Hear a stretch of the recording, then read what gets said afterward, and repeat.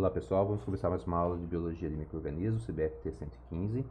E hoje nós vamos começar com um assunto extremamente interessante, que é a respeito desse reino fantástico, que é o reino fungi, reino dos fungos.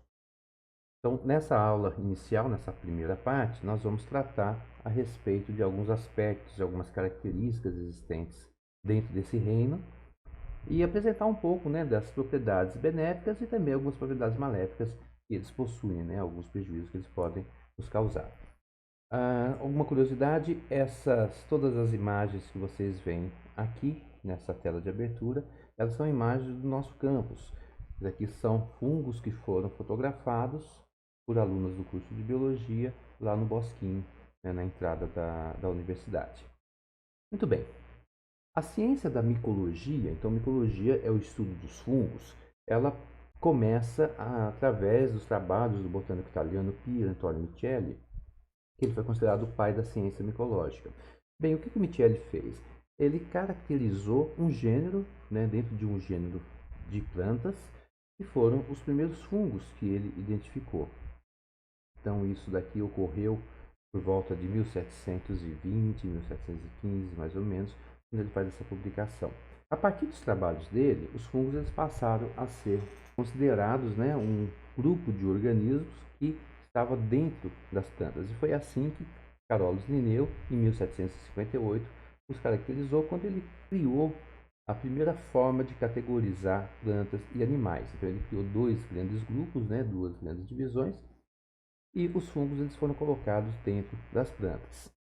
Dentro de uma linha do tempo, a partir disso, a gente tem o trabalho de Ernest Haeckel, em 1866, onde ele ampliou isso. Então, ele passou a utilizar outras características para definir os seres vivos, e ele publicou os seus trabalhos dentro de um livro que é a Morfologia Geral dos Organismos. E nesse livro ele propõe a presença de 4 reinos. Então, ele amplia de 2 reinos, de animais e plantas, para outros organismos que não tinham como ser enquadrado dentro de animais e dentro de plantas. Veja bem que aqui a gente já tinha a descoberta dos animalículos, de Antoine von Leeuwenhoek. Então é criado um reino denominado de reino Monera, que englobava aí as bactérias. Um outro reino, que é o reino dos protistas, que contém diferentes tipos de protozoários, além das plantas e animais. E cadê os fungos? Os fungos eles ainda se encontram dentro do reino Plantae, então ele era considerado ainda como um vegetal. Apenas em 1969 que Robert Whittaker ele propôs a adição de um quinto reino, que é o reino dos fungos. E aí observe aqui exatamente a posição, o posicionamento dele em relação às plantas e em relação aos animais.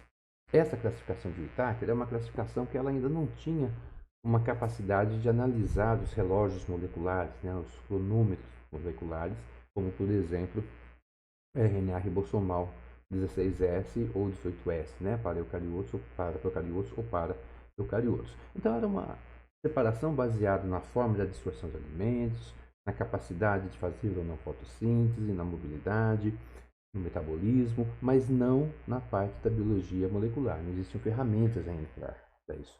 Apenas um tempo depois, em 1978, Ricard Uzzi ele realizou uma série de estudos moleculares e aí ele criou uma nova árvore da vida. E nessa nova categorização, a gente passa a ter 3 domínios: o domínio bactéria, o domínio arqueia e o domínio eucária. E os fungos, eles se encontram dentro de um reino, dentro do domínio eucária. Veja bem que essas diferentes árvores da vida que são criadas, elas são feitas com base nas ferramentas que a gente tem de acordo com a época. Então, para essa época de 1978, isso foi uma grande mudança, isso foi uma grande alteração, Então, o número de reinos ele passa a crescer tanto que foi necessário a criação de domínios, que é o domínio bactéria, arqueia e eucária. Eu comentei melhor sobre isso no início da nossa disciplina.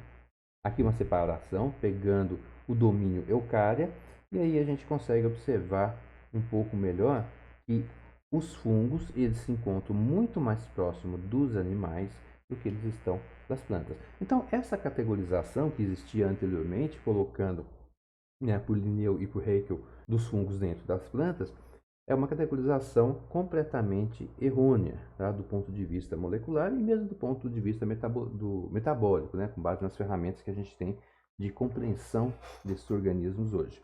Entretanto, a gente vê que existe um resquício sobre essa questão de colocar os fungos dentro das plantas, né? De categorizá-los dentro das plantas ainda.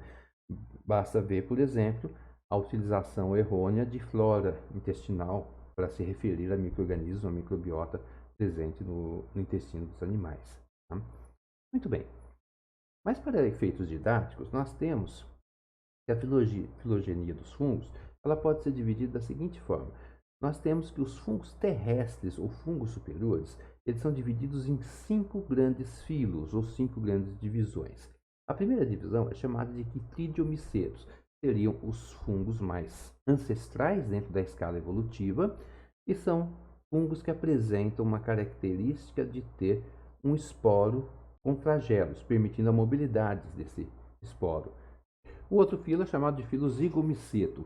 O zigomiceto é aquele bolor de pão. Esse risópsis, por exemplo, é aquele bolor de pão que vocês encontram quando o pão fica guardado por muito tempo. Ou aquele arroz que você esqueceu no forno da cozinha, na hora que você vai destampar, está todo embolorado com aquele bolor preto, que às vezes cresce tanto que chega inclusive a levantar a tampa.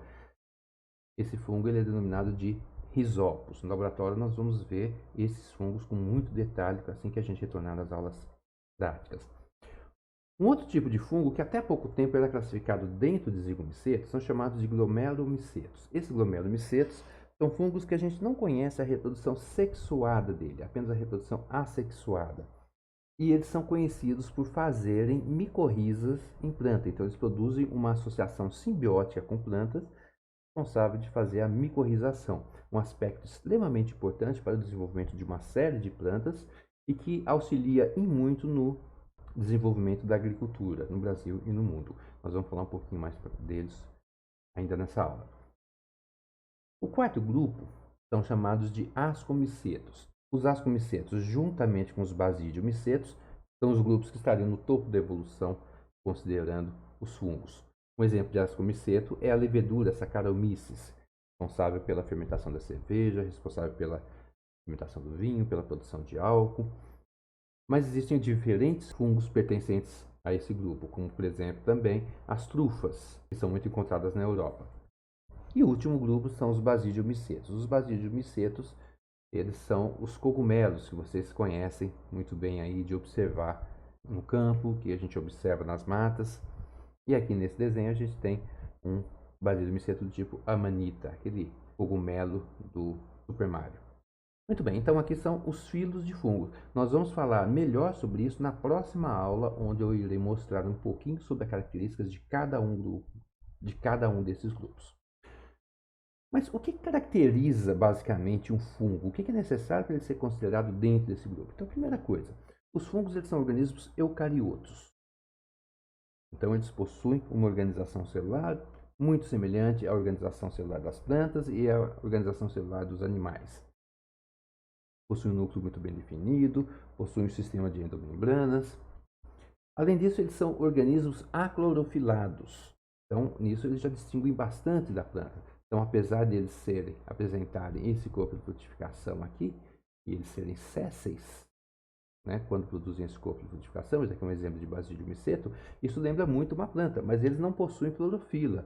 Então, eles não são categorizados como plantas, ou seja, eles não são autotróficos, eles são quimioheterotróficos, ou seja, tanto a fonte de elétrons, né, a fonte de energia, quanto a fonte de carbono é a partir de uma substância orgânica.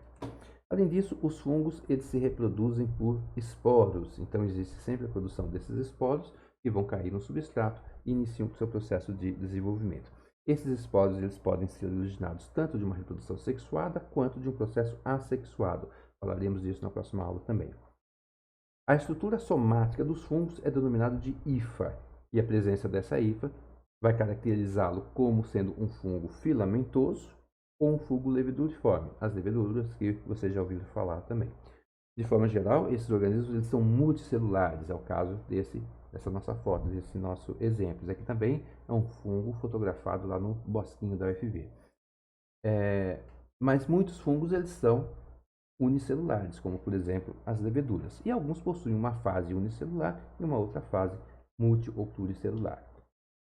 Uma outra característica dos fungos é que a parede celular, ao contrário da parede celular das plantas, ela é constituída por beta-glucanas ou quitina.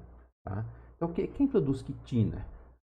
Onde vocês conhecem quitina? Quitina é conhecida principalmente por ser parte do exoesqueleto de insetos.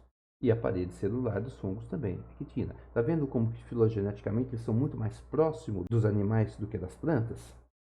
Além disso, o ergosterol é o esterol mais comum encontrado na membrana plasmática. Esse é um dado muito importante, porque por eles serem organismos eucariotos, por eles serem muito parecidos com a célula animal, quando a gente quer combater uma micose, por exemplo, uma infecção fúngica, é necessário que a gente encontre pontos que distinguam a célula fúngica da célula animal, ou da célula fúngica da célula vegetal. E a presença de ergosterol no lugar do colesterol, né, que a gente tem nas células animais, é um ponto que permite funcionar como alvo de ação de medicamentos para o controle de micoses. Uma outra característica que o aproxima dos animais é que a principal substância de reserva é o glicogênio, enquanto que nas plantas nós temos que o amido é a principal substância de reserva. Muito bem. Existem aproximadamente 100 mil espécies conhecidas de fungos e a grande maioria dessas espécies elas são conhecidas em países temperados, principalmente na América do Norte e na Europa. Mas estima-se que a diversidade de fungos é de aproximadamente 1,5 milhões de espécies. E se a gente for pensar numa superestimativa, a gente pode pensar em torno de 5 milhões de espécies. Ou seja, a gente conhece muito pouco a respeito da diversidade de fungos, principalmente em países tropicais. Tá? Então, aqui o Brasil ele apresenta ainda uma capacidade de fungos a ser descoberto muito grande, extremamente alta. A grande maioria dos fungos são profíticos. Tá? Então, a grande maioria não são causadores de doença. Eles estão envolvidos aí na degradação de matéria orgânica morta. Ok?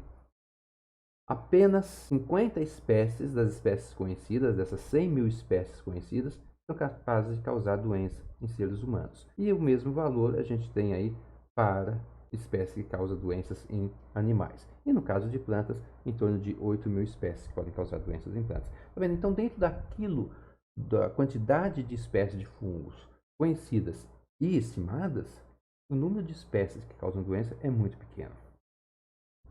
Bem, existe, obviamente, um lado ruim para os fungos. Então, é o que eu comentei agora há pouco. O simples fato de causar micose, de causar uma doença, é um lado ruim, é um lado prejudicial dos fungos. Mas existe também um lado bom por parte dos fungos. E nós vamos ver que os benefícios que eles nos causam é muito maior do que os malefícios. Então, vamos começar um pouquinho com o lado ruim deles. A primeira coisa que vem à mente quando a gente pensa em fungo são, sem dúvida, as micoses que eles causam.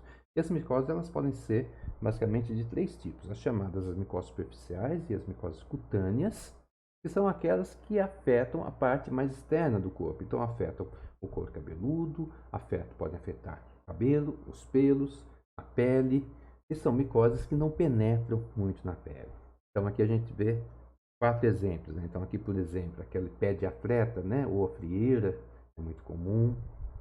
Aqui algumas dermatites. Repare esse crescimento em forma radial, tá? Então isso é uma característica e essa mancha ela tende a ir crescendo de forma radial. Então essa bola aqui vai aumentando. Aqui uma dermatomicose no couro cabeludo, tá?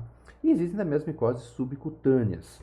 Então as micoses subcutâneas elas tendem a ser mais graves. Então aqui nós temos alguns tipos, por exemplo, isso daqui é uma esporotlicose. A esporotlicose é causada por um fungo e é uma doença endêmica aqui no Brasil, que acomete principalmente felinos, mas que pode ser passado para seres humanos também, que é o que nós estamos observando aqui. Às vezes essas micoses subcutâneas, elas podem causar lesões bem mais graves, existem diferentes tipos de fungos que podem causar diferentes tipos de lesões, e o outro tipo de micoses são chamadas de micoses sistêmicas. Nesse caso, elas são ingeridas principalmente através do sistema respiratório, então você inala esporos, Esses espólios, eles atingem o pulmão e eles podem ficar lá por um tempo de incubação, podem ficar por um certo tempo e eles podem, a partir daí, se desenvolver, cair na corrente sanguínea e se disseminar, né? Então, por isso que é chamado de micose sistêmica. Então, aqui a gente vê, por exemplo, paracoccidiomicose. Aqui nós temos um caso de histoplasmose, mostrando uma série de lesões aqui no pulmão. E existem uma série de outras micoses sistêmicas que podem ser causadas por fungos. Nesse caso, a gente tem a histoplasmose quando ela se torna sistêmica e ela acaba causando essas lesões aqui na pele. Bem, o que mais que os cogumelos são ruins? Então, existe uma série de cogumelos venenosos. A quantidade de cogumelos venenosos, na verdade, ela ainda é desconhecida porque nós sequer conhecemos a quantidade de cogumelos. Cogumelo, pessoal, ele é a parte sexuada de fungos do filo Basidiomycota. Tá? Então, um tipo de cogumelo venenoso é o Conocibifilaris.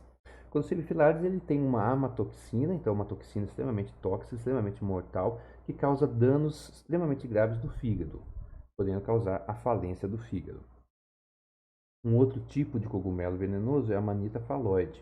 A Amanita phalloide é um cogumelo muito famoso porque ele foi utilizado para assassinar o imperador romano Cláudio, foi utilizado também para assassinar o Papa Clemente VII e também como uma estrela russa. É um cogumelo que ele se assemelha a cogumelos comestíveis, então por isso ele causa uma série de mortes acidentais, mas ele também já foi utilizado para envenenar uma série de pessoas. Outro tipo de cogumelo venenoso é a Amanita muscaria. Amanita muscaria é um cogumelo extremamente bonito, né? Aquele que normalmente a gente vê nos desenhos. E ele possui uma série de substâncias, e muitas dessas substâncias são psicoativas. E é exatamente aí que está o problema. Por serem psicoativas, elas causam alucinações e as pessoas acabam fazendo uso de uma forma exagerada, o que pode levar à morte. A Amanita muscaria um cogumelo que, quando cozido, quando preparado de forma adequada, ela não causa nenhum dano. Mas, se não for feita de forma adequada, ela pode matar. Outro tipo de cogumelo venenoso é Pleurisbella porrigens. Esse cogumelo, ele causou uma série de mortes nos Estados Unidos recentemente, ele matou em torno de 60 pessoas. E um dos motivos é que não se sabia a sua natureza tóxica. Então ele foi utilizado como cogumelo comestível até descobrir que ele tinha uma ação tóxica. Ainda não conhecemos qual que é o princípio ativo dele, mas sabe já que ele foi o responsável por uma série de mortes. E assim como esse, existe mais uma série de cogumelos venenosos e muitos nós sequer conhecemos. Um outro lado ruim, extremamente perigoso, é a produção de micotoxinas.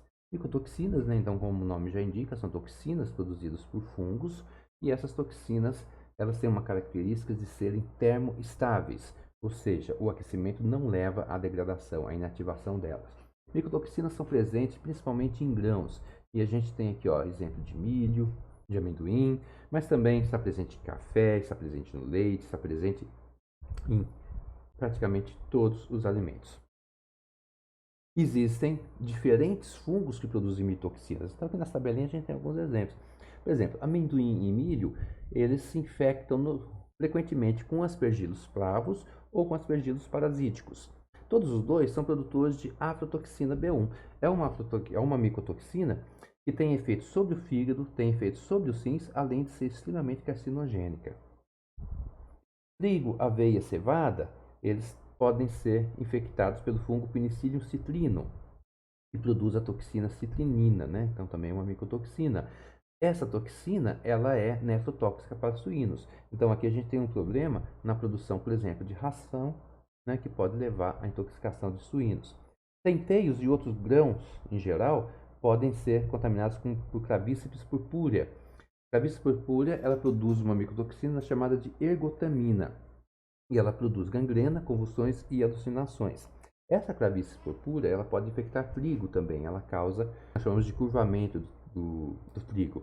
E se vocês conhecem aquela história das bruxas de Salem, que teve até um filme a respeito disso, onde 16 mulheres, em 1500, não vou lembrar exatamente, 1500 e pouco, elas foram mortas pela comunidade de Salem, acusadas de praticarem bruxaria. Então, o que ocorreu lá? Então, anos depois, né, muito tempo depois, descobriu-se que, na verdade, a população ela estava intoxicada por ergotamina.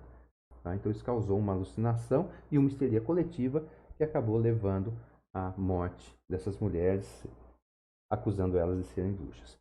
Bem, outros alimentos também possuem contaminação, levando à produção de uma micotoxina chamada ocratoxina, que é extremamente tóxica também. Ela é hepatóxica, né? Então ela ataca o fígado, ataca os rins, é nefrotóxica e ela também é carcinogênica.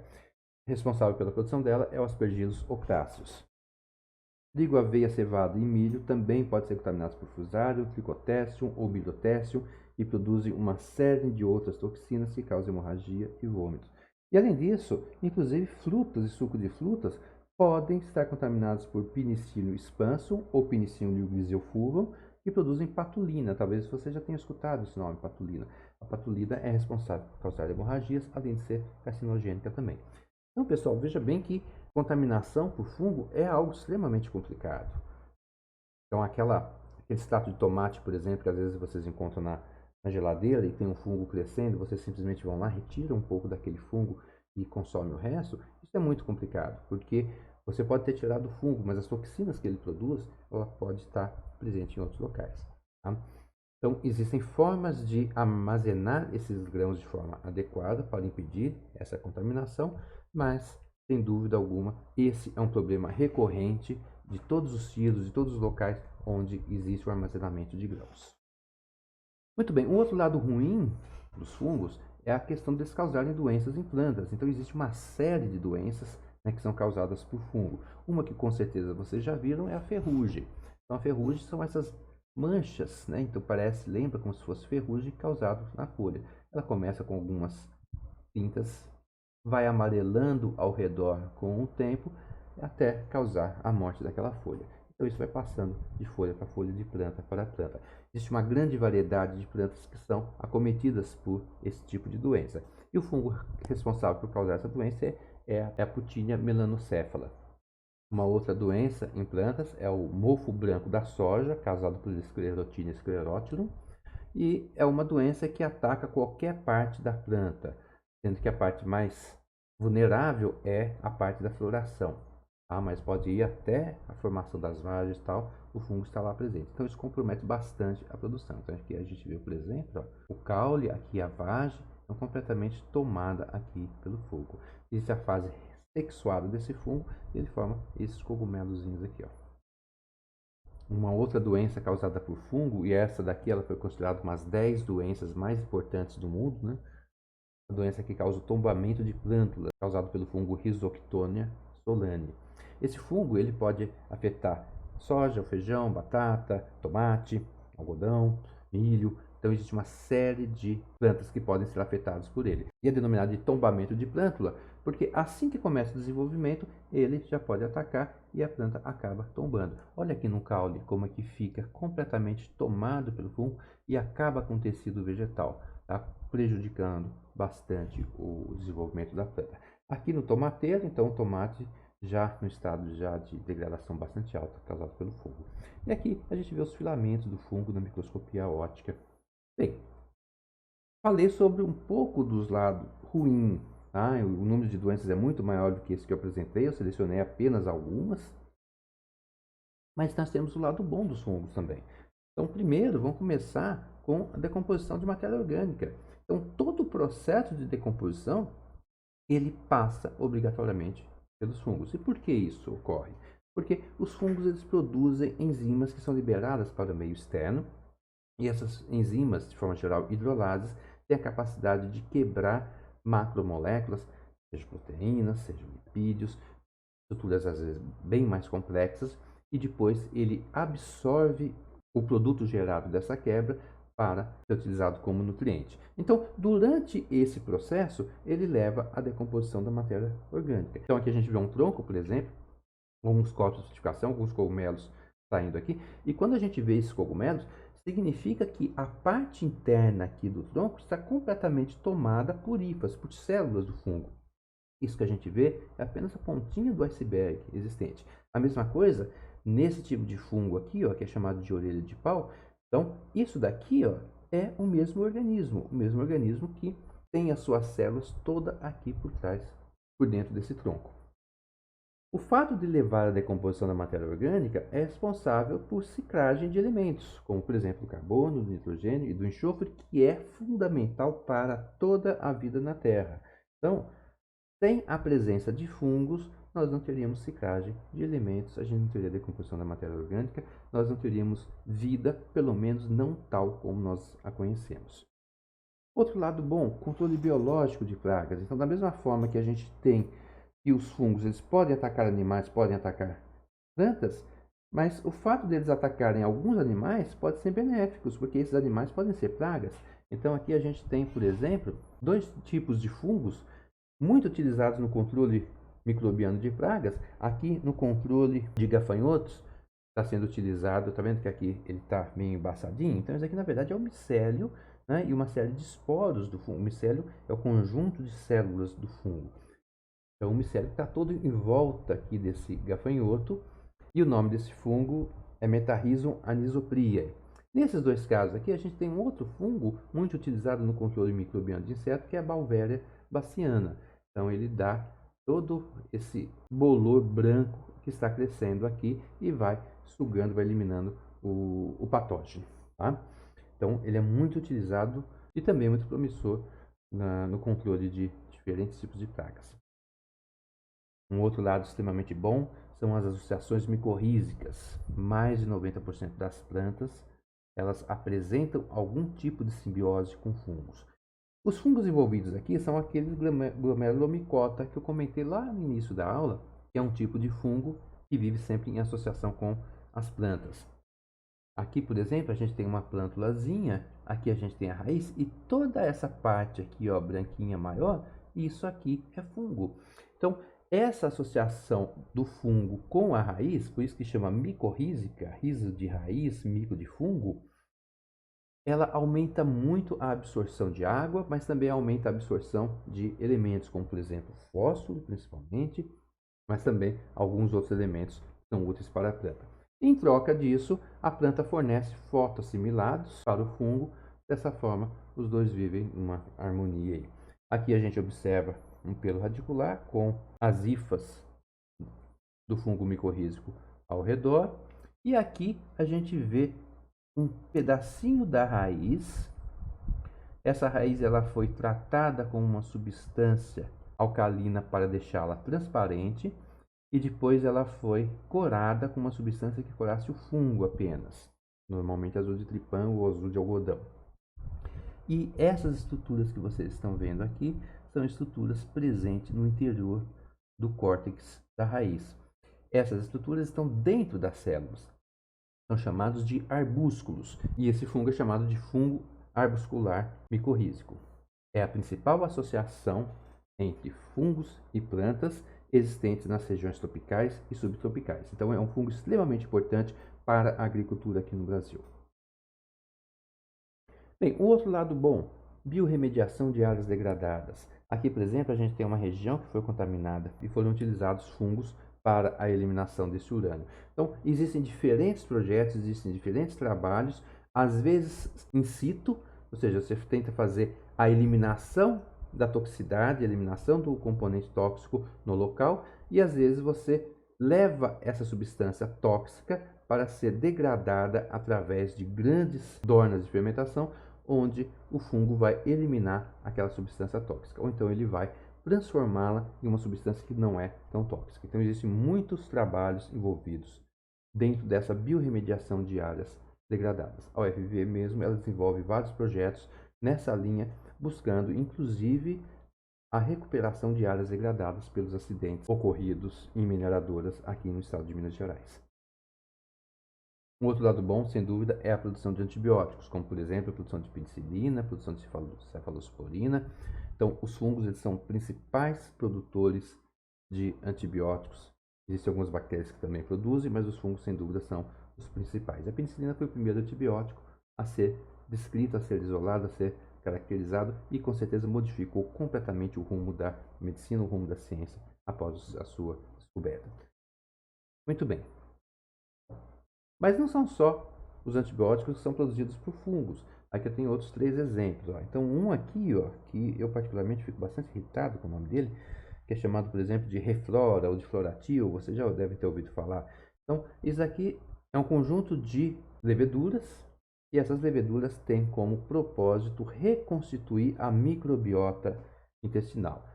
Por que chama flora? Porque antigamente era chamado de flora intestinal. Vocês já sabem que não deve ser utilizada essa nomenclatura. Não tem florzinha, não tem plantinha no intestino. O que existe é uma microbiota. O que existem são micro-organismos. Ok? Fungos também são utilizados para a produção de lipase, uma enzima, né, que degrada lipídios. E aqui uma publicação da Científica América falando sobre leveduras capazes de produzir morfina. Tá? Então aqui só alguns exemplos de produção de medicamentos. O número de substâncias produzidas por fungos, em especial por leveduras utilizados dentro da indústria farmacêutica, é extremamente alto. Produção de ácidos orgânicos também extremamente importante. Então vamos pegar aqui, por exemplo, ó, daqui é produção de iogurte.